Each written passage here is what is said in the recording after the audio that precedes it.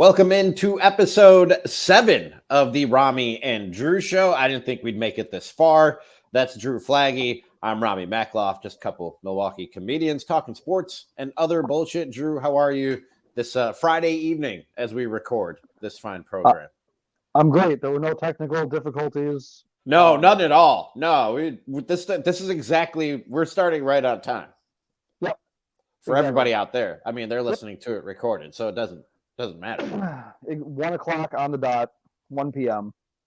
start time. Not a second late. If I just turned my camera a little bit to my right, you would see that it's dark out, and it's not 1 p.m. But nonetheless, this is Friday, January 26th, episode 7 of Ramie and Drew, and something we're going to try and do every Friday here on the show. Drew, we're a couple of comedians, so we have funny friends, and we thought, why not get them in the mix and bring in a comedian every Friday. And our first guest for can we call it Funny Fridays? Is that too lame? Funny Fridays on the Ramie and Drew Show is a Milwaukee comedian and maybe my oldest friend in the Milwaukee comedy scene, Gary Zajackowski. Gary Z. How are you, dude? Doing all right. How about yourselves? Good. Have you checked out the Ramie and Drew Show previous to your first visit? What do you think? Any feedback? Any comments? I only heard the first episode, and don't say the sound was a problem. Yeah, I was gonna say I'm glad you guys worked out all the technical difficulties. I mean, you guys did. I certainly did not. But I also have this cat walking around, which is great. You know, not only I haven't revealed this, but not only did we have technical difficulties in trying to record episode 1 of the Ramie and Drew Show, I also had technical difficulties in posting it. Drew, I haven't even told you this. I meant to edit out like the first 45 seconds of the show where it's just me fucking up. and then I start all over. I meant to cut that out. No, I hadn't had all this editing shit figured out just yet. That was authentic. So I accidentally posted the wrong version of the show in episode 1, but we've come a long way. Look, I got a ring light. I got stuff hanging on my walls. We have no technical difficulties. The sport he wasn't good at. It's got a ring light, and you can tell we're all just working with ambient bullshit lighting still. Yeah, it doesn't look good. Who's lighting? There is a song by Blink-182 where like Travis Barker fucked up like the drum solo right at the beginning of a song, and he went and they just left that in the song. It's pretty great. So yeah, they're always mistakes. Sometimes mistakes make the best art. There's a couple Beatles songs that start off with like 150. Yeah, that start off with. If you look up Beatles anomalies, people are like at 12 seconds you can hear Paul smacking gum on like fucking Come Together. You can hear like pianos creaking. Yeah, that shit rules. Yeah, just leave it in there. It's more authentic. But I got it all figured out now. Vinyl. It's like vinyl. This show today is going to be so edited. You guys you won't even believe it. I got this shit down to a science now by episode 7. Gary, I know you're a huge Brewers fan, and we'll get into some Brewers here in just a second. And we have Brewers news with the Rhys Hoskins signing a couple days ago. But do you have thoughts on like the chaos that has taken over the Bucks and with the firing of a head coach 43 games into a season? Anything on that? I don't have a whole lot. What I would say is it seems like well timed halfway through the season instead of like at the very end. You know, like the Brewers fired their manager with like 17 games to go at one point, and it seems like midway through the season is a little better of a fucking time to do something like that. Yeah, Drew compared it to the same thing when they fired Ned Yost for Dale Swain when they were like right in the thick of a playoff race. They were in the thick of blowing it. They were gonna fucking blow it, dude. True. Yeah, they were blowing it at the time, but they were still like right in the hunt. You don't see that. Even when teams are like falling apart, they don't make a change that late in the season if they're in the mix. Totally. We've also had the easiest schedule in the NBA, so it's like the proven time. If we were struggling to get some of these wins now, think how bad it's going to be when we start playing teams that are like good. Like the only teams that we got to really deal with that are like kind of bad at this point are like Memphis. And that's only because they're just destroyed with injuries. Like, we still got to play Orlando a few times. We still got to go out there and we got to play Boston 2 more times. We got to play Miami, even though Miami's on a 5-game loser.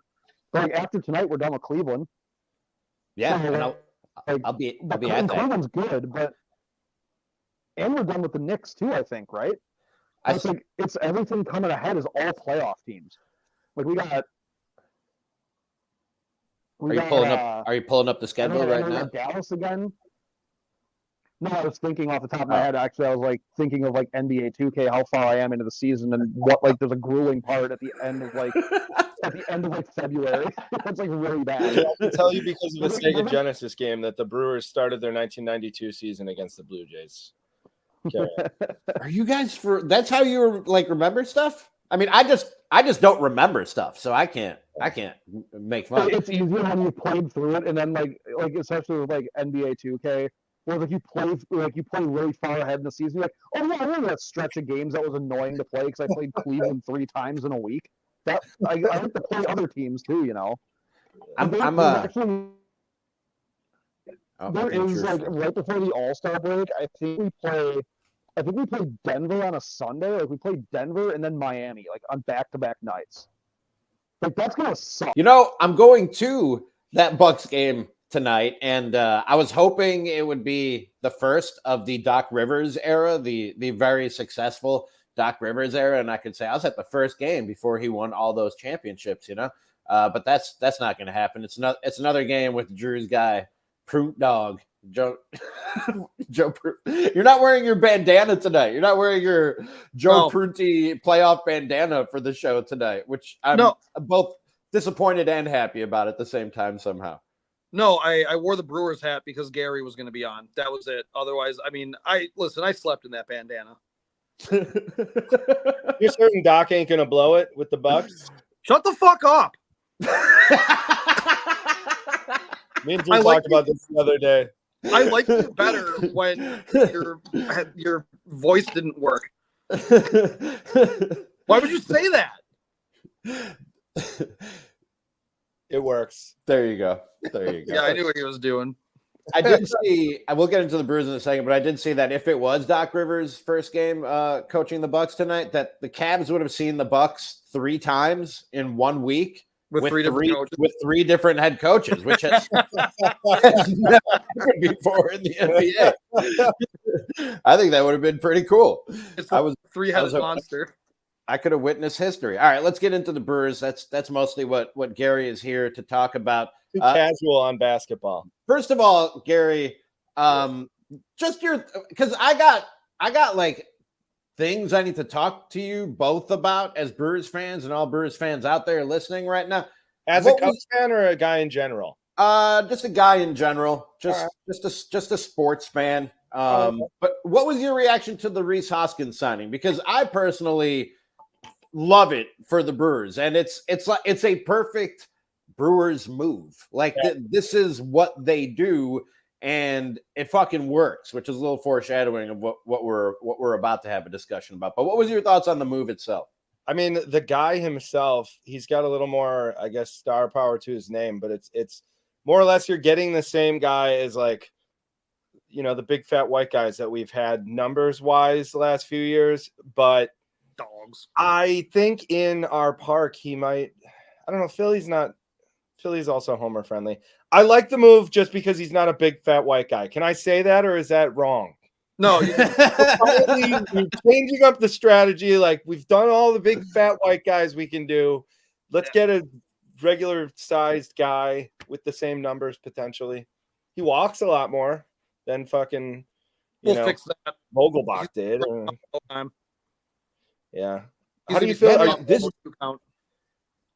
This dude this is to borrow an Eric Nameism from his Brewers fandom. He's a professional hitter and a professional power hitter. This dude has he's been at or near 30 home runs for 4 of the 6 years in his career. And in the other 2, he was injured and only played 50 and 41 games. He's been a guaranteed like 20 27 to 30 home runs, between 850 and 1,000 OPS. This is a really, really good bat that the Brewers just added to the middle of their order. And like you said, Gary, in a hitter friendly ballpark, this is a really, really good signing for the Brewers. And 2 years, $34 million. That's chump change in Major League Baseball. One thing that bring this part up too, that so most of his career was before the league changes where you play everybody. So he was playing the NL East for all of his career, which has been a pretty pitching dominant with the Mets and the Braves, and then even to an extent the Marlins. So you had to see each of those teams 16, 17 times a year, and he averaged 30 home runs. So that's good, but also it's he doesn't get the flip side of that where he just gets to feast on Pirates, like being by us. He'll still feast on the Pirates. Yeah, but it's not for 17 games. You know what I'm saying? There are sometimes like what Christian Yelich's slugging last year. If you take out the Cincinnati Reds, he was fine. Yeah. But the Reds were a guaranteed almost a cycle every time he played them. He brutalizes the Reds for whatever reason. Yeah, he brutalizes. There are just guys that see a certain team and they can just beat the shit out of them. But Hoskins was hitting home runs in a much better pitching division than what the NL Central is. Yeah, I haven't looked at his numbers, but he also strikes me as the kind of guy that it doesn't matter who the hell is in front of him. He will hit the ball. He is a professional hitter like that. I mean, when he first came into the game, I remember I actually went to a party at Phil Davidson's house, and they had the Phillies game on, and I was like, dude, have you seen this guy? I think he had 24 home runs in 30 games or so. His rookie season was absurd. His numbers just right when he came up, he was just hitting the ever-loving shit out of the ball. And that's before everyone was saying the balls were juiced and everything. This dude can crush the ball. You know? Back then. Huh? I said the players were juicing back then. Oh, hell yeah, dude. They should be. Honestly, fuck it. I'm old enough. I don't care anymore. Just Gary, what I told Ramie when we were waiting for you to get on here, because we were all playing musical fuck-ups over here. We were all taking our own time making mistakes.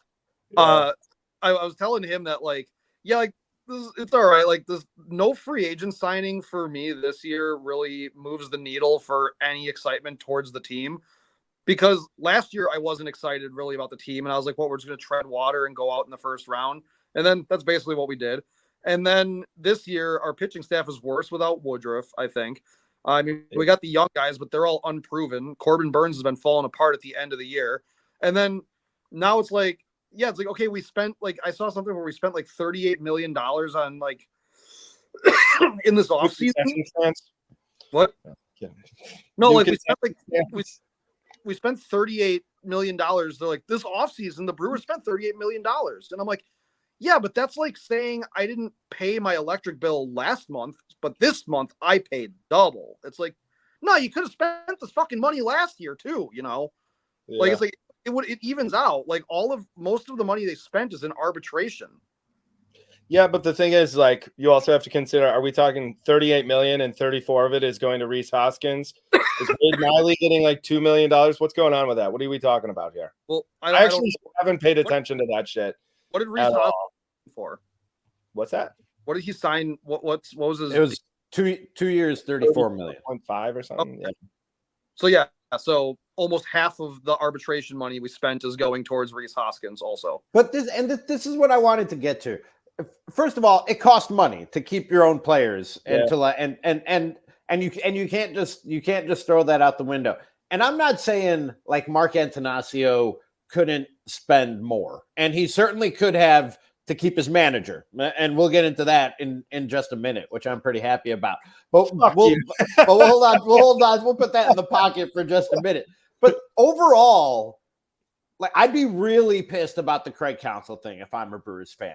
But overall, on a year-to-year basis, we're at the point where, and I used to say when David Stearns was the general manager, I had a saying on the Big Show, which was, in Stearns we trust, because it just worked. What he did just worked every year. And he hasn't been in charge for 2 years now? Is it 1 or 2 years now? Since 2 years. Matt Arnold took over. So and I think what Matt Arnold learned very well at the side of Mark Attanasio, and now we're pretty close to the point where you can kind of say in Matt Arnold we trust, and just sort of the Brewer way fucking works, man. And I know you want to you want to have a high payroll and you want to be one of the teams when it makes sense to. Yeah. When it makes sense to fucking pay Corbin Burns. What are we talking about? The Corbin Burns thing was ridiculous. And it makes perfect sense. They don't even do it. They're like, well, big markets, hungry mouths. Like, what the fuck are we talking? Well, Robert Gasser, what's he going to be?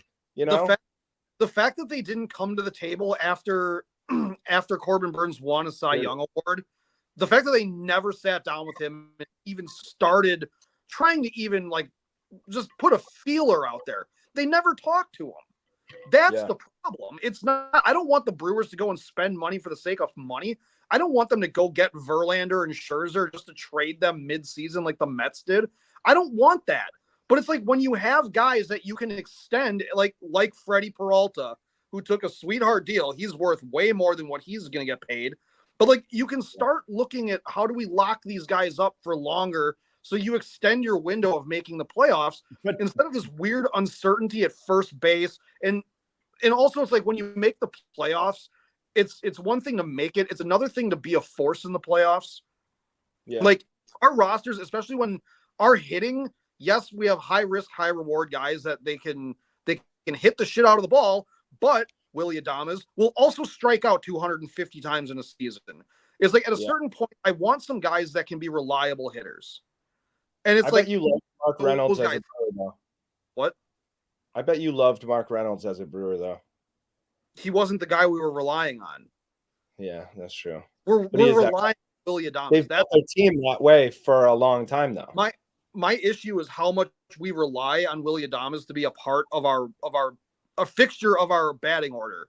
A guy that we're expecting to hit home runs, a big moment guy that you want to go up there.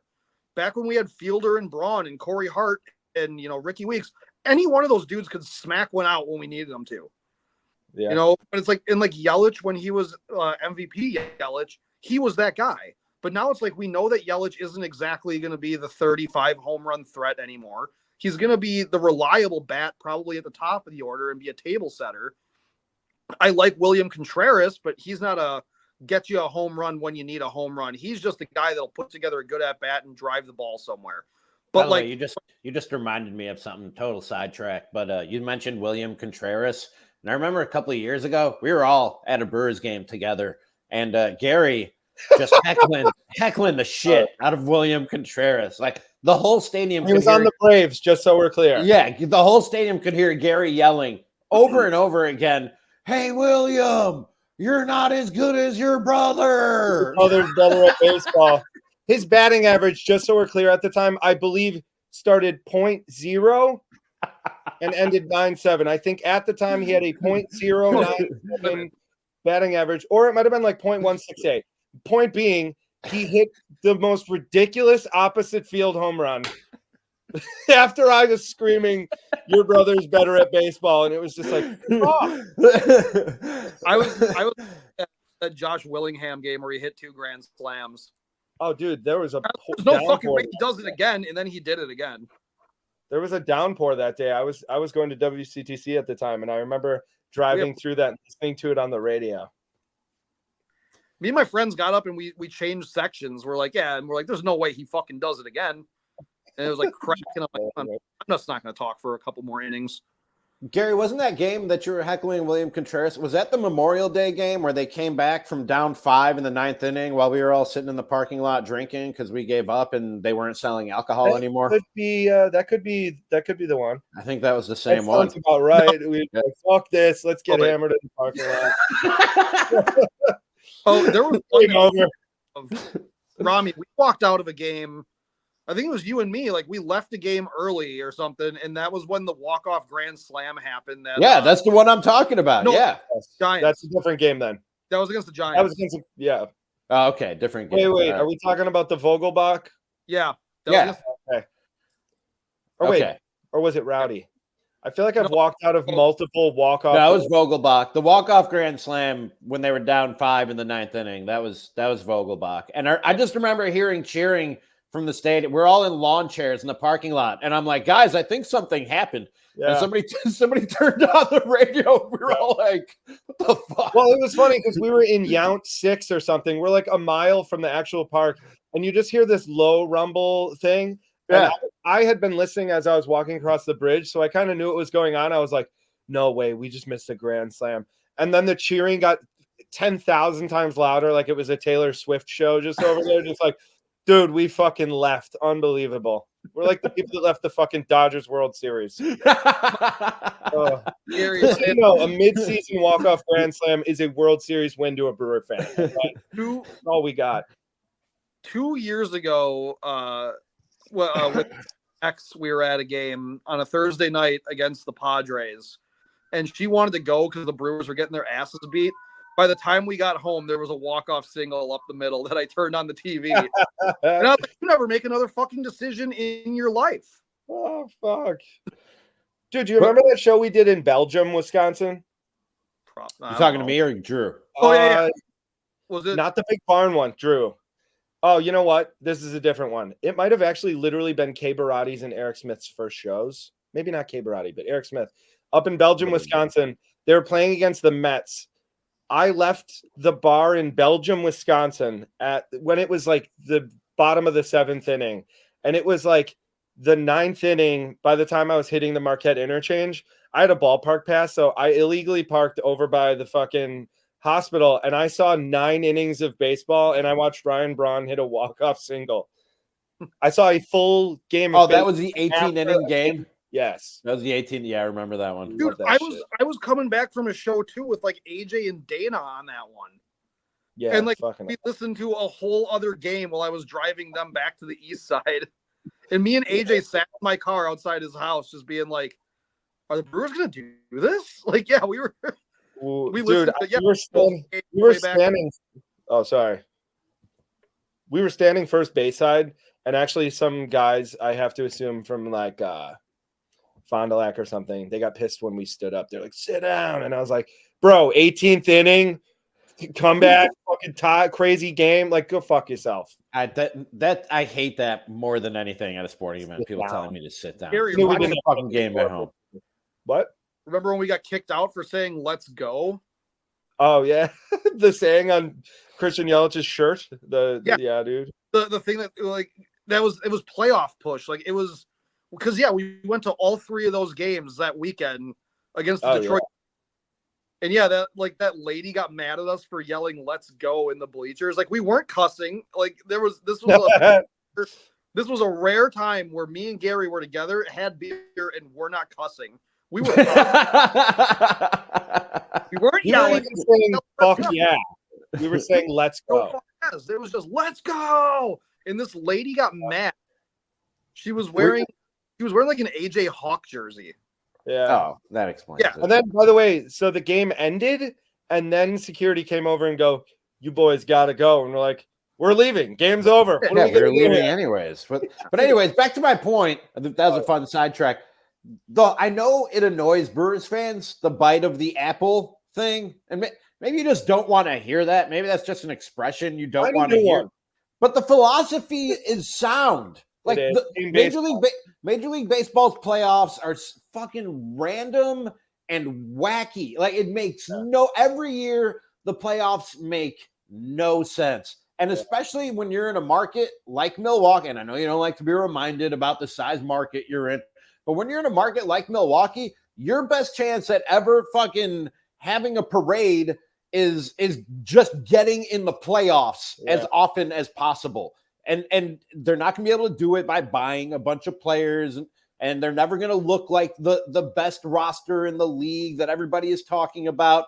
But fucking getting into the playoffs just about every year is how eventually they are going to, and I think every team on some level does this. Yeah. They're going to stumble into a World Series title if they keep on doing this. And that's the only way that they're going to do it. Buffalo Bills. Why do we do this to Nathan? Here's the thing. So, okay, you got to be in the room, to fucking be there when the party's over. But also, just to fucking hit on what Drew was talking about before, he's like, I don't want the Brewers to just fucking spend money. And it's like, yes, you do. You want them to at least go, all right, these guys are fucking worth it. Throw money that is fucking fair market at the guys that don't have Scott Boras as client, as managers or whatever. And, maybe you get a few to fucking stay instead of constantly relying on this revolving door of like Dominican pitchers who can throw 102 miles an hour when they're 17, whatever. The fucking whole thing about like Gasser and Mizorowski, like we have this way of finding pitching that is absurd. I do love that. If our hitting could work out like it did during the fucking Ricky Weeks, Prince Fielder era. By the way, remember they had that fucking home run gas pump? The Brewers hit 1 billion home runs and still couldn't fucking get it done because they were relying on every single guy to hit 6 fucking solo home runs every series, Like they weren't tying together a lot of fucking... We hit a wall against the Cardinals. I mean, Sean Markham pitched way more innings than he had ever done in his career, coming off of a surgery at that. Oh, yeah. And Sean Markham was the anchor of that entire pitching staff that whole season. And then, he got worn out. And then when it came down to it, Chris Narveson, who was incredibly reliable. Remember, we only used 6 starting pitchers that entire season because nobody got hurt until Narveson was relacing a glove and cut his finger with some scissors like a moron. And he was only out for like a couple weeks at that point. And then we had to use Marco Estrada, who was just fine. But the problem was with that entire thing that like our pitching just ran out of gas carrying us. Like the Cardinals. We didn't have the bullpen we have now, though. Nigel Morgan threw his dip at Chris Carpenter, and that angered the baseball gods. And they smote us. There's a lot that guy did to anger the baseball gods. I want him back, dude. He rules. I mean, you guys have heard about how he pooped in that bottle at hockey camp, right? What? Oh, yeah. When he was like in youth hockey camp, he was like, he was like a hockey player, which is why he was like, I know. Through everyone. I'm going to throw baseballs at people in the stands. That guy rules. There's a story that at hockey camp once he pooped in a fucking Gatorade bottle, I guess, like a prank.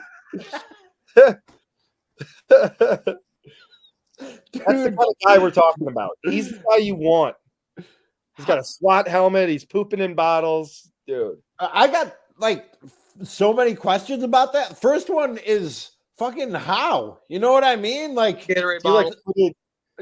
Like even if it is, I don't care. I don't want to get too much into touch it in your hand and like no, you don't know. Like I don't know, man. How? You almost have to like that good body to find some sort of tube system. Like, how do you see back there to fucking, you know what I mean? Nah, shitting's a field game, dude. You don't need to see if the thing's twisted on right, I've always said this, dude. Taking dumps, that's for jump shooters, dude. It's all about feel. Not a finesse game. Like normally, the first question you'd ask when somebody does something like that is why, and that would be my second question. My first question is how? Fucking how? And then once we get past that, then I'm like, why? Honestly, third question. Where? Was it a one turd shit? And then like, so you sat by the toilet and got it in the bottle, and then you're like, all right, the rest of these boys are going in the bowl. You pee on top of it, so it's like almost like one of those jars with an eyeball that you see in a lab. It's like a pickled egg. Or a pickle.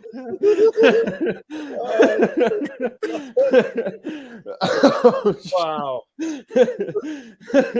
Well, we on to talk about the Brewers. They turned it to talk. So, I mean, we made it 7 episodes. That's 1 week's worth of content. And I almost hit my end of the episode last night. I feel bad. So Barry. Let's talk about Craig Counsell for a moment. I also want to bring up, I actually still, despite the Brewers doing all but fuck all besides getting Rhys Hoskins, I still have high hopes because our pitching staff really is that fucking good. Yeah. And as much as you might want to say Craig Counsell won all those games, you still need the players to go out and do it. I mean, you're moving chess pieces around. There's also a lot of games where Craig Counsell fucked us, if we're being honest. There's certain decisions that he made where you go, you could let that guy go fucking 8-9 innings instead of bringing him out just because you're in your system where the fucking, I think I don't know. Got pretty good about not doing that though, and just like trusting his guys and letting them go longer. I don't know, like the Counsell thing. I'm annoyed that he tried to be like, yeah, Wisconsin, we're still friends though. It's like, no, I would have rather you just leave and shut the fuck up. He just puts his house on the market in Whitefish Bay, and everyone's like, "What's going on over there?" Yeah, like no, you don't get to show up to Bucks games. You don't get to do this. Like it's not. I get where you're coming from, but also at the same time, if I'm him and I'm a lifelong Wisconsinite, and I'm still a Bucks fan. I still have a fucking house in Milwaukee. Right. I'm not gonna stop because Drew Flaggy doesn't fucking want but here's me the thing. You know what I mean? He said it's been like a lifelong dream to fucking win a fucking coach with the Cubs or whatever. When you say that, when you're from Milwaukee, your dad worked for the Brewers, you don't say some shit like, wow, it really has been like a lifelong thing to fucking play with the Cubs. But here's the thing, and this is the same thing that I said with, why does he sound like Mickey Mouse, by the way? Oh, boy.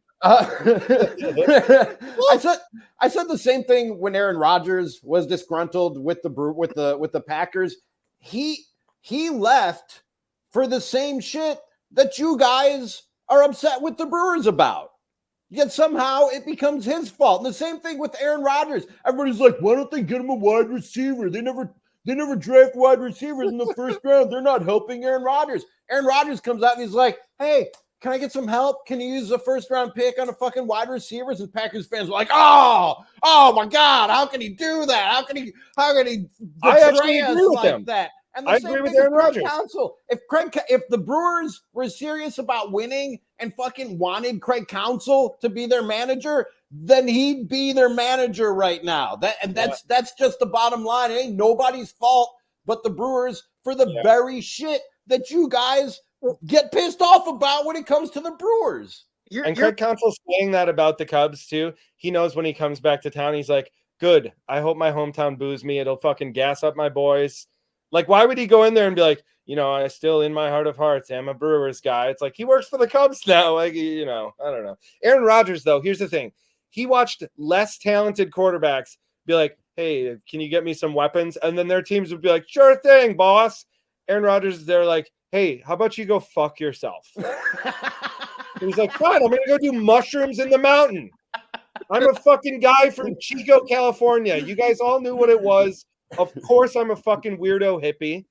Like, of course, I'm going to go to ayahuasca and fucking snort ketamine between fucking quarters.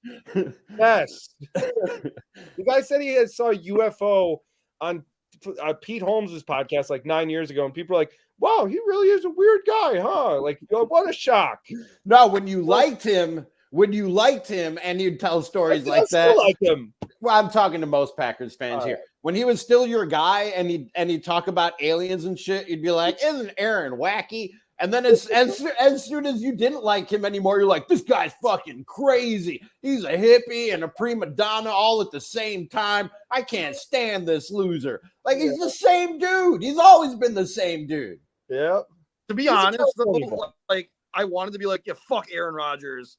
And I laughed when he blew out his Achilles. I thought that was kind of funny. I even, made a joke about it, saying, that the grass was always greener on the other side, but that's because it's AstroTurf. Here's the thing about Aaron Rodgers. Like, I was like, yeah, okay, he's kind of all about all this attention. But then he dropped the dossier on Jimmy Kimmel and called him a pedophile. And I was like, I'm back. Honestly. Jimmy Kimmel wasn't even on the list. Jimmy Kimmel wasn't even on the list. Rami, it doesn't matter because who do you like more, Aaron Rodgers or Jimmy Kimmel? It doesn't. Jimmy Kimmel. No. Have you seen Windy City Heat? Seen what? Have you seen Windy City Heat? Take away all of Aaron Rodgers' accomplishments as a Packer against your Bears. Who do you like more, Aaron Rodgers or Jimmy Kimmel? Actually, Aaron Rodgers by far. Well, this was an interesting way to wrap things up, but I got to get to a Bucks game. I got to get this thing posted and get to a Bucks game. But I've had fun. Where are you going? To the Pfizer Forum. Oh, it sounds like he's going to a Bucks game. He said Bucks game twice in this sentence. Oh, no, I'm just going to a Bucks game. Oh, are you rubbing it in or something, you scumbag? Gary, do you want to go to the bar and watch the Bucks game? What bar? You guys can figure this out off the air. That's Gary Zajackowski. If you're listening on Spotify and not watching, you can follow him on Twitter at GAROLB is how you can follow our guy on Twitter. Find him on Instagram as well. See some of his funny work. Milwaukee comedian Gary Zajackowski. Thanks, dude. We appreciate it. Love y'all. All right. There's Gary Zajackowski. Drew, I don't know how much of this, I mean, I know it's the internet, but I want to get a job again eventually. So I might have to do some editing to this show to make it fit for air.